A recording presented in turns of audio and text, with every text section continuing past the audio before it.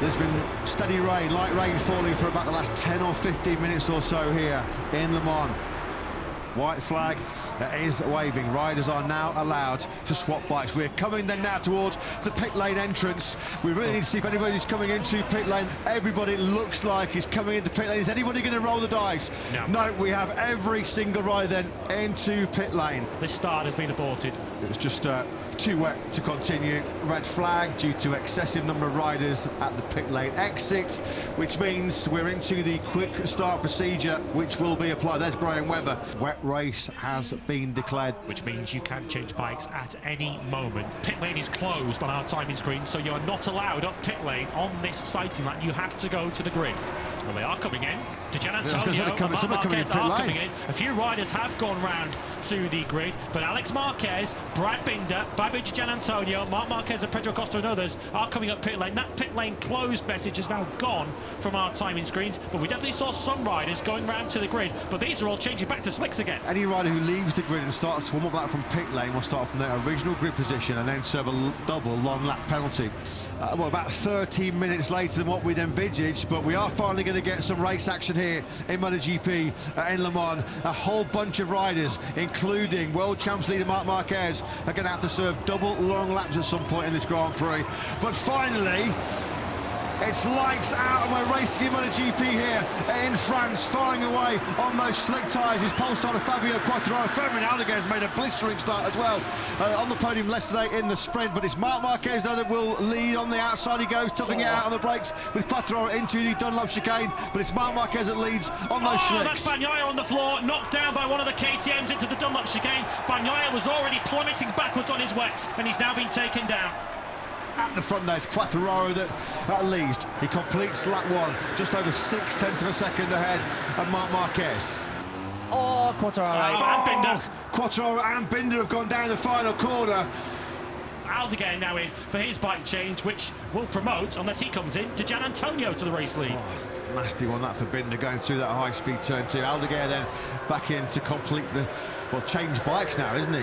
You can just see there in the background, was that Rins and Quartararo frustratingly walking up pit lane? So the leading rider now on the wet tyres, and which will certainly please the 100,000 French fans here, is Johan Zarco. He is your first rider on track on wet weather tyres. He is 4 seconds ahead of Miguel Oliveira, who in turn is 5 seconds ahead of Marc Marquez. In all probability, Johan Zarco is your French Grand Prix leader right now. Yeah, Salvador and Agura have also pitted. There is the Gian Antonio, who was second on the road, wasn't he, behind Fermin Aldeguer before they did their bike swaps. We have not had a French rider win their home Grand Prix since 1954. Johan Zarco leading the French Grand Prix. Here he is on the number 5, picking his way through all of the absolute chaos and carnage that's unfolded already here in Le Mans. We've still got 19 laps to go. As Zarco then comes up on Enea Bastianini, who's almost completed as many long laps as he has laps in this Grand Prix so far. Zarco, 1:46.116. He's now lapping Enea Bastianini, who's running in 16th place. Position. Alex Marquez has crashed out. Alex Marquez then. Alex Marquez, well, he had a crash in the rain conditions this morning at the Dunlop chicane in the warm-up session. And Alex Marquez then makes his first big mistake of 2025. The rear. Bradley, talk us through that. Alex Marquez shows how far ahead they all were. He's rejoined. He's still in 6th place. Alex Marquez, we understand, has crashed for a second time, which might take him out of that 6th place. We understand it has. Turn 11 this time. That's the S Blur. And this time, Alex Marquez is out of this Grand Prix.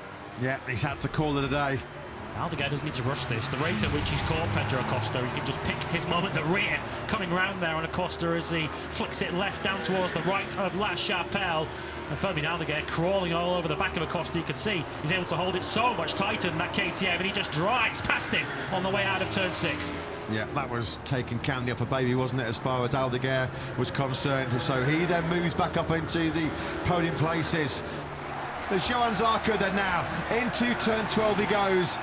On course to be the first French rider in 71 years to win his home Grand Prix MotoGP. The fans are making incredible noise here. He's going to get a rapturous reception. The French fans are on their feet. He knows he's done it.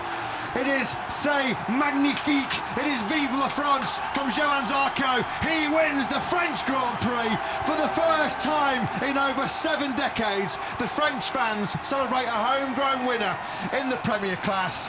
What a noise, what an atmosphere here it is in Le Mans as Zarco wins this home Grand Prix. Johan, enjoy it, lap it up, soak it up. The crowd, every single one of them, the emotions got the better of him. Just look at this. He has broken down in tears. Here we go then. There it is. The Zarco backflip in front of the fervent French fans. What a moment for LCR Honda and for Johan Zarco.